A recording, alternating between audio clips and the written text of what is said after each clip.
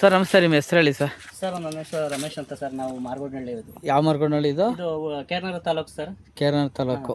ಇಲ್ಲಿ ಏಲಕ್ಕಿ ಗಿಡ ಕಂದು ಹಾಕಿದ್ರೆ ನೀವು? ನಮ್ಮ ಹತ್ರ ಗಿಡ ಏನು ತಗೊಂಡಿರ್ಲಿಲ್ಲ, ಕಂದು ಹಾಕಿದ್ರೆ ಅದ್ರ ಒಂದು ನೋಡೋಕ್ಕೆ ಅಂತ ಬರೋಕೆ ಹೇಳಿದ್ರಿ ಅಲ್ವಾ?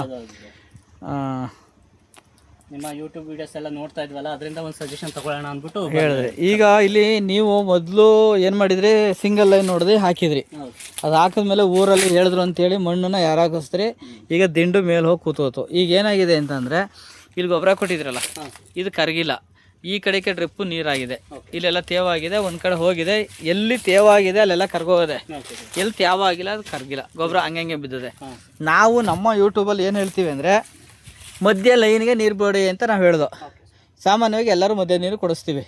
ಇಲ್ಲಿ ನಿಮ್ದು ಏನೋ ಯಾಕೆ ನಿಮ್ಗೆ ಮಧ್ಯ ನೀರು ಕೊಡಬೇಡಿ ಅಂತ ಇಲ್ಲಿ ಹೇಳ್ತೀನಿ. ಯಾಕೆ ಅಂದರೆ ಎತ್ತರವಾಗಿರೋ ಜಾಗದಲ್ಲಿದೆ, ಹಾಗಾಗಿ ನೀರು ಎಲ್ಲ ಕಡೆಗೂ ನೋಡಿ, ಇಲ್ಲಿ ಮಧ್ಯದಲ್ಲಿ ಮಡಗಿದ್ರಲ್ಲ, ಹಿಂಗೆ ಆ ಕಡೆಗೆ ಈ ಕಡೆಗೆ ತೇವಾಗಬೇಕು.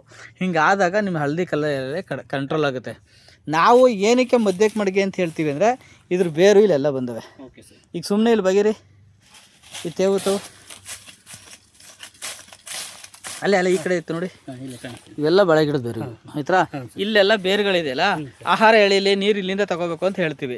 ಪಕ್ಕದಲ್ಲಿ ಹಾಕ್ರೆ ನೀರು ನಿಂತು ಕೊಳೆಯೋ ರೋಗ ಬರುತ್ತೆ ಅಂತೇಳಿ. ಸೊ ಅದಕ್ಕೆ ನಾವೇನು ಸೆಂಟ್ರಲ್ ಮಾಡಿಸ್ತೀವಿ. ನಿಮ್ಮದಕ್ಕೆ ದಿಂಡು ಮೇಲೆ ಮಾಡಿಸಿ ಅನ್ನೋದು ಈ ಕಡೆಗೆ ಆ ಕಡೆಗೆ ಆಗದೆ, ಈ ಕಡೆಗೆ ಆಗಿಲ್ಲ. ಅಕಸ್ಮಾತ್ ಇಲ್ಲೆಲ್ಲ ಒಂದು ಕಡೆ ನೋಡೋದಲ್ಲ, ಇಲ್ಲಿ ಹಳ್ಳಕ್ಕೆ ಮಡಗಿದ್ರೆ ಬರೀ ಇಷ್ಟು ಮಾತ್ರ ತೇವಾಗುತ್ತೆ, ಮೇಲ್ಗಡೆ ತೇವಾಗಲ್ಲ. ಸೊ ಅದಕ್ಕೆ ಅದ್ರ ಜೊತೆಗೆ ನಿಮ್ಮದು ಬೋರ್ ನೀರು ನಿಂತೋಗಿದೆ ಅಂದ್ರಲ್ಲ, ಬೋರ್ ನಿಂತೋಗಿದ್ದಾಗ ಇದು ಒಣಗಿದ್ದು ಇಲ್ಲಿಗೆ ಬಂದು ಸ್ಟಾಪ್ ಆಗಿದೆ ಸರ್. ಇದು ಇನ್ನು ಈ ನೋಡಿ, ಈ ಗರಿ ಎಲ್ಲ ಚೆನ್ನಾಗಿದೆ. ಈ ಗರಿ ಇದು ಇಲ್ಲಿಗೆ ಸ್ಟಾಪ್ ಆಗಿದೆ, ಏನು ಭಯ ಪಡೋ ಅವಶ್ಯಕತೆ ಇಲ್ಲ. ನೋಡಿ ಇಲ್ಲಿದೆ ನೋಡಿ, ಇದು ಈ ತರಗು. ಸರ್ ನೋಡಿ ಇದಕ್ಕೊಂದು ಹೇಳ್ತೀನಿ. ಈಗ ಆ ತರಗಾಗಿರೋದು ಆ ತರಗಿಗೂ ಈ ತರಗಿಗೂ ವ್ಯತ್ಯಾಸ ಇದೆ ನೋಡಿ. ಇದು ಹೇಗಾಗಿ ಒಣಗಿರೋದು? ಇದು ಇದೊಂಥರ ತರಗು, ಇದ್ರ ಪಕ್ಕದಲ್ಲಿದೆ ಇದೊಂಥರ ತರಗು. ಹೌದು ಸರ್. ಇದು ಏನಕ್ಕೆ ಹಿಂಗೆ ಆಗದೆ ಅಂದರೆ, ಆ ಗಿಡಕ್ಕೆ ಎಲೆ, ಈ ಗಿಡದ ಗೊಬ್ಬರ ಹಾಕಿದ್ರಲ್ಲ, ಆ ಬೇರು ಸಂಬಂಧಪಟ್ಟಂಗೆ, ಎಲೆಗೆ ಸಂಬಂಧಪಟ್ಟ ಬೇರಿಗೆ ಗೊಬ್ಬರ ಸುಟ್ಟಾಕದೆ ಸರ್. ಇದು ಈ ಬಿಸಿನೀರು ಬೆಂಕಿ ಬಿದ್ದು ನಮ್ಮ ಚರ್ಮ ಆಯ್ತದಲ್ಲ, ಹಂಗಾಗಿದೆ ಇದು. ಅಲ್ಲ ಬಟ್ ನಾವು ಅಬ್ಸರ್ವ್ ಮಾಡಿದ್ವಿ, ಇಲ್ಲ ಎಲೆಗಳು ಗೊಬ್ಬರಕ್ಕೂ ಮೊದಲಾಗೇನೆ ಎಲ್ಲ ಇಷ್ಟು ಸ್ವಲ್ಪ ಆಗಿರ್ತಾವೆ ಅಷ್ಟೇ, ಅದು ಸುಟ್ಟಂಗೆ ಆಗಿರ್ತವೆ. ಇಲ್ಲಿ ನೋಡಿ, ಈ ಎಲೆಗೂ ನೋಡಿ, ಅಂದರೆ ಈ ಸರಿಲ್ಲ ಆಗಬೇಕು ಅಂತ ಹೇಳಿಲ್ಲ, ಅದು ಭಾಳ ದಿನದಲ್ಲಿ ಆಗಿರ್ತದೆ. ಹೋದ ಸರಿ ಗೊಬ್ಬರ ಕೊಟ್ಟಿರ್ತಾರಲ್ಲ ಆಗಲೇ ಆಗಿರ್ತವೆ, ಬಟ್ ನೀವು ಅವಾಗ ಯೋಚನೆ ಮಾಡಿರಲ್ಲ. ಆವಾಗ ಸಣ್ಣ ಸಿಂಟಮ್ಸಲ್ಲಿ ನಿಮ್ಗೆ ಗೊತ್ತಾಗಿರಲ್ಲ. ಸಫಿಷಿಯೆಂಟ್ ಆಗೇ ಇತ್ತು. ಆವಾಗ ನೀರು ಸಫಿಷಿಯೆಂಟ್ ಆಗಿದ್ದು, ಗೊಬ್ಬರ ಏನಾರ ಮೇಲೆ ಬಿದ್ದಾಗ ಆ ಜಾಗ ಸುಟ್ಟೋದಾಗ, ಹೀಟಲ್ವ ಅದು ಸುಟ್ಟೋದಂಗೆ ಆಗುತ್ತೆ. ಅದಕ್ಕೆ ಈ ಬೇರೆ ಇದರಿಂದ ಇದೆ. ಇದೇನು ಯೋಚನೆ ಮಾಡೋಂಗಿಲ್ಲ. ನೀರು ಕೊಟ್ಮೇಲೆ ನೆಕ್ಸ್ಟ್ ಚೇಂಜ್ ಆಗಿದೆ. ಅದಾದಮೇಲೆ ನಿಮಗೆ ಗರಿಗಳು ಒಣಗಿ ತೋರಿಸೋದಲ್ಲಿ ಈ ಥರ ಇದು ಪೊಟ್ಯಾಶ್ ಡಿಫಿಷಿಯನ್ಸಿ ಬರುತ್ತೆ.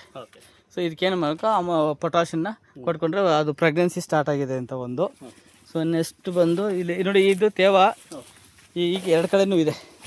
ನಿಮ್ಮದು ಬಿಸ್ತಲ್ಲಿ ಒಣಗಿದ್ಬಿಟ್ಟು ತರಗಾಗಿರೋದು ಬಿಟ್ಟು ಅಲ್ಲಿ ಸ್ಟಾಪ್ ಆಗಿರೋದು ಬಿಟ್ಟರೆ ಬೇರೆ ಇನ್ನೇನು ಸಮಸ್ಯೆ ಏನಿಲ್ಲ ಇಲ್ಲಿ. ಆಮೇಲೆ ಈ ಹಳದಿ ಕಲರ್ ಎಲ್ಲ ಕಾಣಿಸ್ತದೆ ಒಂದೊಂದೆಲೆ, ಅದು ಎಲ್ಲಿ ನೀರಿಲ್ಲ ಅದು ಆ ಥರ ಕೆಳಗಡೆ ಎಲೆ ಬರೋದು. ನಿಮಗೆ ಸುಳಿ ಎಲೆಯಲ್ಲಿ ಹಳದಿ ಕಲರ್ ಬಂದರೆ ರೋಗ, ಅದು ಕೆಳಗಡೆ ಬಂದರೆ ಯಾವುದೇ ರೈತರು ಹೆದರಂಗಿಲ್ಲ ಸರ್. ಅದು ನೋಡಿ, ಇದಕ್ಕೇನು ಹೆದರಂಗಿಲ್ಲ.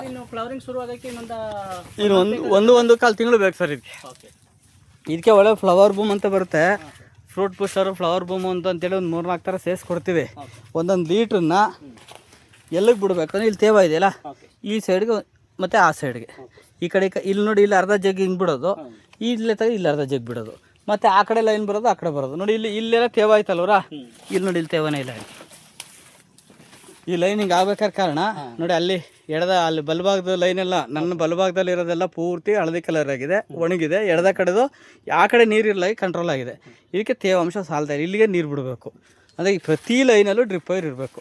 ಈಗ ಈ ಲೈನಲ್ಲಿ ಡ್ರಿಪ್, ಅದೇ ಈ ಡ್ರಿಪ್ ವೈರು ಎಲ್ಲಿ ಇಲ್ಲ ಅಲ್ಲಿ ನಿಮ್ಗೆ ಸಮಸ್ಯೆ ಕಾಣಿಸ್ತಾ ಇದೆ. ಡ್ರಿಪ್ ವೈರ್ ಇರುತ್ತೋ ಸಮಸ್ಯೆ ಕಾಣಿಸ್ತಾ ಇಲ್ಲ. ಒಂದು ಮೊದಲೆಲ್ಲ ಈ ಕಂತ ಮೇಲೆ ದಿನ ಮೇಲೆ ಕೊಟ್ಟಿದ್ವಿ, ಇವಾಗ ಸೈಡ್ಗೆ ಇಟ್ವಿ. ಒಂದು ಲಾಸ್ಟ್ ಒಂದೂವರೆ ತಿಂಗಳಿಂದ ಈಚೆಗೆ.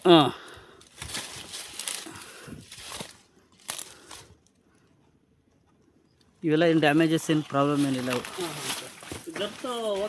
ಗರ್ತು ಸಾಕು ಸರ್, ಇನ್ನೂ ಬರುತ್ತೆ ನಿಮ್ಗೆ. ಇನ್ಮೇಲೆ ಕಿತ್ಕೊಳ್ಳುತ್ತೆ. ನೀವು ಕಳೆನಾಶಕ ಸಿಂಪಡಿಸಿದ್ರಾ? ಇಲ್ಲ ಸರ್, ಯಾವುದು ಸ್ಪ್ರೇ ಮಾಡಿಲ್ಲ. ಹಾಕಿಲ್ವಾ?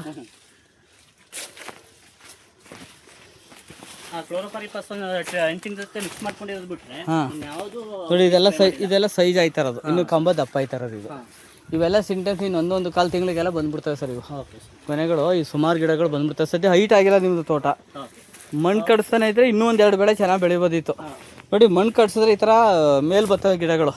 ಭೂಮಿ ಮೇಲ್ ಬಂತಿಲ್ವ, ನೀವು ಎಲ್ಲಿ ಜಾಗ ಮಣ್ಣು ಕೊಟ್ಟಿದ್ರೆ ಅಲ್ಲಿ ಮೇಗ್ ಬಂದಿರ್ತದೆ. ಮಣ್ಣು ಕಡಿಸ್ತಾನೆ ಹಳ್ಳದಲ್ಲೇ ಇದ್ದಿದ್ರೆ ಭಾರಿ ಚೆನ್ನಾಗಿರೋದು. ಇನ್ನು ಇಲ್ಲಿ ಏನು ತೊಂದರೆ ಇಲ್ಲ, ನೀರು ಎತ್ತಿ ಮೇಲೆ ಬಿಡಿ ಸರ್. ಅದನ್ನು ಗೊಬ್ಬರ ಎರಚವ್ರಲ್ಲ? ಇಲ್ಲ ಸರ್, ಇದು ಗೊಬ್ಬರ ಏನು ಹೆಚ್ಚಿಲ್ಲ. ಅದೇ ಮಾಮೂಲಿ ಪೊಟ್ಯಾಷಿಯಂ ಎರ್ತಾಗ ಧೂಳು ಗಾಳಿಗೆ ಹಾರ್ಕೊ ಬಂದಿರೋದು. ನಾನು ಅಲ್ಲೂ ಕಡೆ ಡೌಟ್ ಬಂತು, ಹಿಂಗೆ ಎರ್ಚ್ಕೊಂಡೇ ಹೋಗಿರೋದು. ಹಂಗೆ ಎರ್ತಾಗ ಏನಾಗುತ್ತೆ, ಆ ಕಂಬಕ್ಕೆ ತಗ್ಲೈತೆ. ಈ ಕಂಬಕ್ಕೆ ತಗಲ್ದಾಗ ಇದೆಲ್ಲ ಇದು ಡ್ಯಾಮೇಜ್ ಆಗಿರೋದು ಗೊಬ್ಬರದ ಸಿಂಟೆನ್ಸ್ ಇದು. ಅದು ನೋಡಿ, ಅದು ಬರೀ ಬಿದ್ದು ಕೆಳಗೆ ಬಿದ್ದಿರ್ತದೆ ಅಷ್ಟಕ್ಕೆ. ಎರ್ಚ್ಕೊಂಡು ಹೋಗಿದ್ದೀವಿ ಮಾತ್ರ. ಹಿಂಗೆ ಎರ್ಚ್ದಾಗ ಅದು ಟಚ್ ಆಯ್ತಲ್ಲ ಅಷ್ಟಕ್ಕೆ ಸುಟ್ಟಂಗಾದೆ ನೋಡಿ. ಅದು ಇಲ್ಲಿ ನಿಂತ್ಕೊಂಡು ಸರ್ ಹಿಂಗೆ ಇಷ್ಟ ಹಾಕೊಂಡು ಹಿಂಗೆ ಹಾಕೊಂಡು ಅಲ್ಲಿ ಹಿಂಗೆ ಎರ್ಚ್ದಾಗ ಏನಾಗುತ್ತೆ, 4 ಕಾಳು ಅಲ್ಲಿಗೆ ಹಾರಿರ್ತದೆ. ಹಾರಿದಾಗ ಅಷ್ಟಕ್ಕೆ ಅದು ಸುಟ್ಟಂಗಾಗದೆ ಅಂದಾಗ ಬೇರೆಗೆ ಹಾಕ್ದಾಗ ಎಷ್ಟು ಸುಡ್ಬೇಕು ಅದು.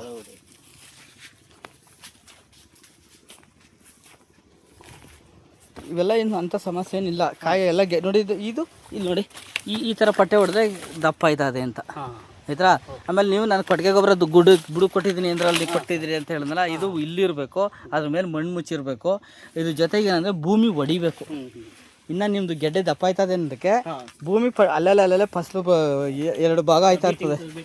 ಬೀಟ್ ಆದರೆ ಅದು ಹೊಡಿತದೆ ನೋಡಿ. ಈಗ ಈ ಕೊಟ್ಟಿಗೆ ಗೊಬ್ಬರಕ್ಕೆ ಮಣ್ಣು ಬಿದ್ದಿಲ್ಲ. ಈ ಮಣ್ಣು ಬಿದ್ದಿಲ್ಲ ಅಂದರೆ ಇದು ಬಾಡಿ ಥರ ಹಂಗೆ ಬಿದ್ದಿರ್ತದೆ. ಅದ್ರ ಮೇಲೆ ಮಣ್ಣು ಹಾಕ್ಲೇಬೇಕು ಕೊಟ್ಟಿಗೆ ಗೊಬ್ಬರಕ್ಕೆ.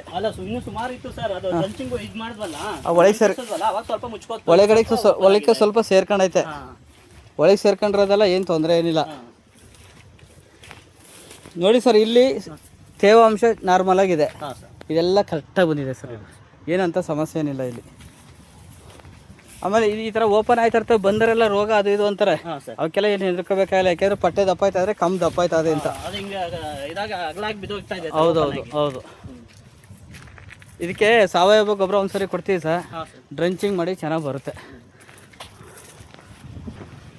ನನ್ನ ನಂಬರ್ 9902038931, KR ನಗರ, VR ಆರ್ಗ್ಯಾನಿಕ್ ನರ್ಸರಿ ಫಾರಮ್.